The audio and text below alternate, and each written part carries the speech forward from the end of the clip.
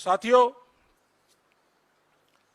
ये मोदी सरकार का झूठा राष्ट्रवाद है, देशभक्त है, देश की सेना के लिए प्यार है, जो उनको बार बार देश की सेना के ऊपर सर्जिकल स्ट्राइक करने की प्रेरणा देता है। तो ये झूठा राष्ट्रवाद है।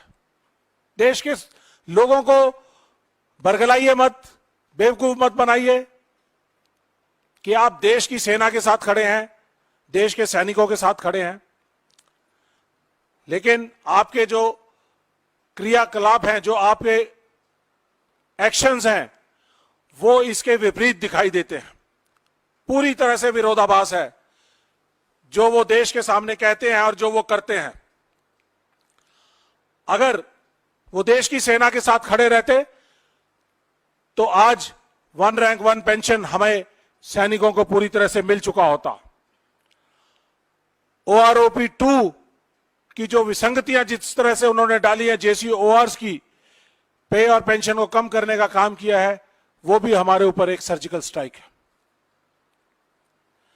इसके अलावा नॉन फंक्शनल अपग्रेडेशन, जिसकी बहुत पुरानी डिमांड थी, जिसको नहीं इन्होंने किया, वो भी हमारे ऊपर एक सर्जिकल स्ट्राइक है। देश की बहुत सारी ऑर्गेनाइजेशंस हैं जिनको प्राइवेटाइज किया जा रहा है। ऑर्डिनेंस फैक्ट्रीज को प्राइवेटाइज किया जा रहा है। EME, electronics and mechanical engineers, जिसका मैं एक सैनिक हूं, जो एक सुई से लेके और एयरक्राफ्ट तक हर चीज की मैनेजमेंट और मेंटेनेंस का काम करती है। हमारे बिना कोई भी फाइटिंग आर्म्स लड़ाई में नहीं जाता है, क्योंकि कहीं पे भी किसी जगह पे भी रिपेयर मेंटेनेंस की जरूरत पड़ सकती है। तो ऐसी सिचुएशन के अंदर उन्होंने उसको सर्विसेज के बहुत सारे एलिमेंट्स को प्राइवेटाइज करने का काम किया है।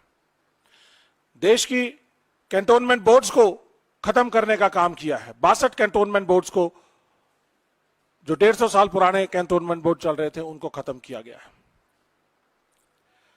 इन्होंने देश के शॉर्ट सर्विस सैनिकों से,